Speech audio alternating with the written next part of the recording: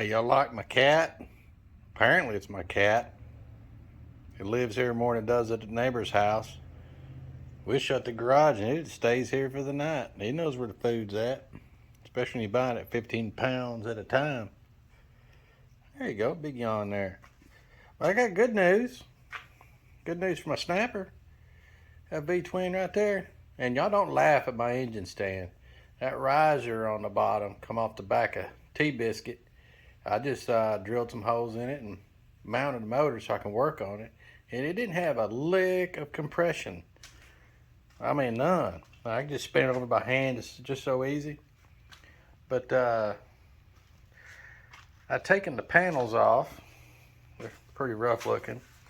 And she had a couple of mouse houses, mouse mausolees, mouse Taj Mahal under there. But cleaned it up and then I spun it over. It spun over really easy. And this coil over here didn't have any spark. Well, what I found, a couple of things. You see the new end on there. That is a modified male plug-in for an old Chevrolet. But the end is just rotted off. I cleaned that up. So I just modified this to work. But anyway, all this is rotted, so I stuck that on there. But what it was, even though I cleaned it out, I blew it out really good, down there for the shorting wire to turn the coil off, to shut it off, there was a wet acorn shorting at the ground. Got lucky with that one. But I did get it spinning over. I was doing it really fast and I didn't have the camera on it. But to show y'all, I did get it running. Let me put this thing on a tripod and get the old battery and jumper cables out and I'll show y'all.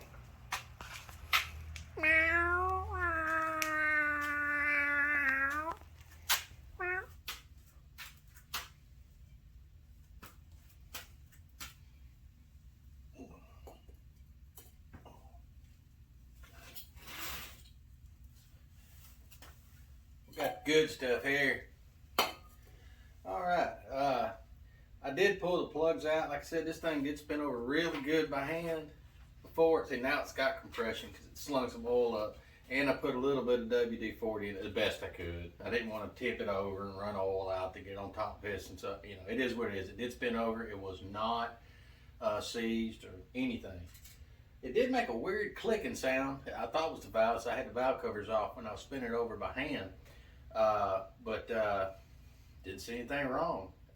Like I said, I already had it fired up. It didn't make a lick of noise, so I don't know what that sound was. But when I first started on this, the starter was completely seized, and I've seen YouTube videos. They stick it in there and they'll just open it up a little bit and squirt some some PP Blaster. That works fine. But this, I didn't want nothing leaking out of it, and I wanted it done exactly right. So I tore it completely down and rebuilt the starter, or rebuilt meaning I cleaned everything up. Everything looks good. The commutator, the brushes, everything. And enough talking. Let's get this thing fired up.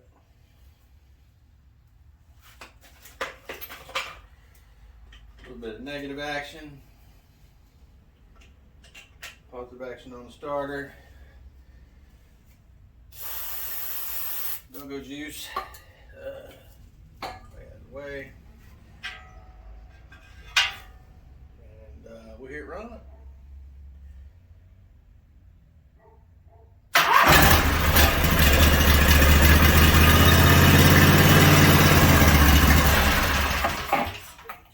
Forgot to lock the casters. I got it just strapped down.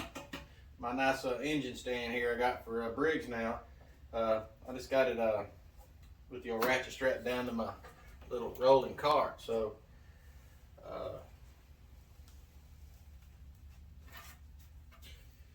fix that real quick. You heard it runs. I'm still gonna build the carburetors.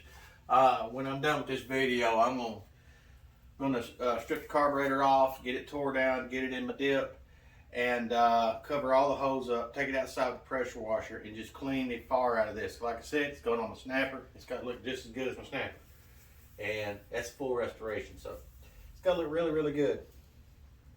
And Uh, when I was moving this from the place I got it, you know, this thing's only weigh like what, 75, 80 pounds. I don't know. You can lift it with one arm, but you want to carry me too, of course. And always use all your back, never your legs. And I had it on the dolly up on its side, and when I was rolling it out, it was just a trail of oil. The gentleman who owned it before me, he's done fine with it, but he's got one of these quick collars on the drain plug. I can't stand those. I like plugs put in there. And I don't care if you put, 10 feet of pipe on there to make it what comes off so you don't get it all over your suspension chassis, but I can't stand the quick collars. They're easy, I understand, I know why they do it, but I like positive retention. That's just me. And I knocked it open. It was just running out everywhere. I mean, I had a mess to clean up. But we got it out, so I went ahead and topped it off with some cheapest crap I could find just to test it around here. I think it was a 1540. It's good stuff, but this was going to go back into that or S8030, but enough where I could start this thing back up. So y'all heard it run. Hopefully next time you see this, it'll look a whole lot better. I'm going to go ahead and, of course, valve covers, everything will be done. The panels, the covers, the beautification little pieces on there, they're all going to be done. And I haven't even tested the fuel pump here. I'm used to the plastic one. These one of these nice rigs. Looks rebuildable, I hope. And got to put fixed plug wire ends. I need to put the purdy panels back on it and make sure I got the good enough length to make me some ends to go on this, because if I ain't got to buy new coils, I'm not gonna do it. That is for sure. Yep. You gonna be just fine. I just gotta figure out something to do with the exhaust on it, because it's not going to work out that great on the snapper, because the crankshaft center line, the hole for the drive pulley on the bottom of the snapper, because it's the infinite drive, very drive, rubber wheel, whatever you want to call it. It just slides out on a plate, but that drive plate,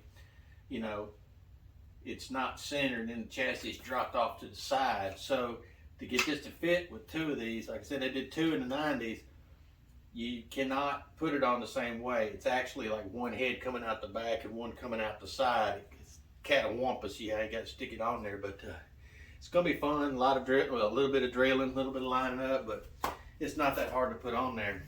But one thing I didn't measure is the crankshaft. I know it's a 1-inch shaft, but I hope it's long enough. I really do. If not, it's going to look pretty sitting on the shelf.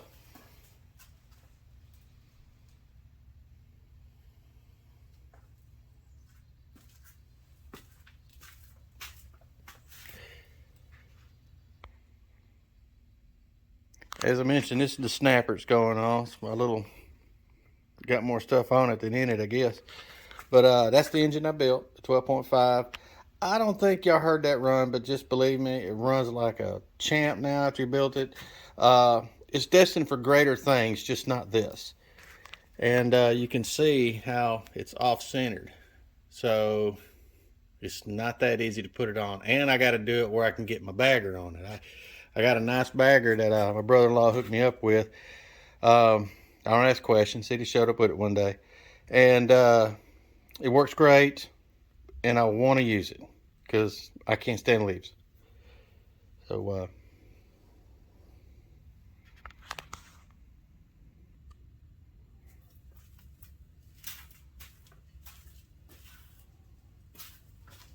I don't know about y'all, but I want to hear this thing run again. Maybe where it's not going to take off across the floor on me. It's only got 2 locking casters, I think. We'll get it. We just hold it, but I want to hear it run longer. Oh, these are the little end I put on there, and a pinch to hold. See, it's the male kind. I just put a little snip there, so I can bend it over. And this will go right on top. You spread it out or close it depending on the condition of the plug. And that one is really bad off. You can make it just fit on there. It's just good for testing, nothing out of trust. So I deliberately left it low, so see, I left it lower than normal, but enough to just run it because you know oil's not free. And all this comes out of my pocket. So let's see here. That there. Oh yeah. Some go-go juice. Hold it a little harder. But I gotta make it where I can zizz a little in there.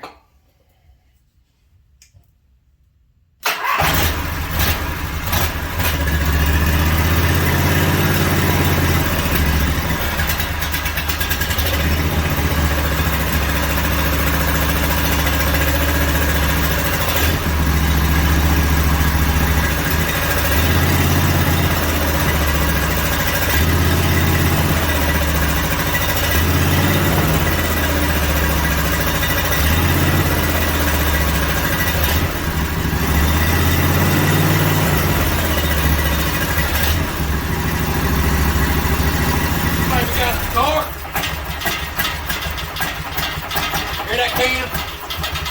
Oh yeah. Oh yeah. Your redneck gonna be jealous 3 counties over. That's all I got for now. Like I said, I gotta strip this thing down, make it look pretty again.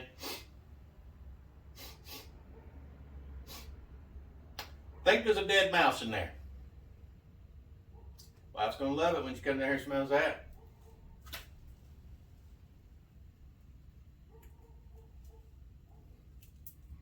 Y'all get out there and do something.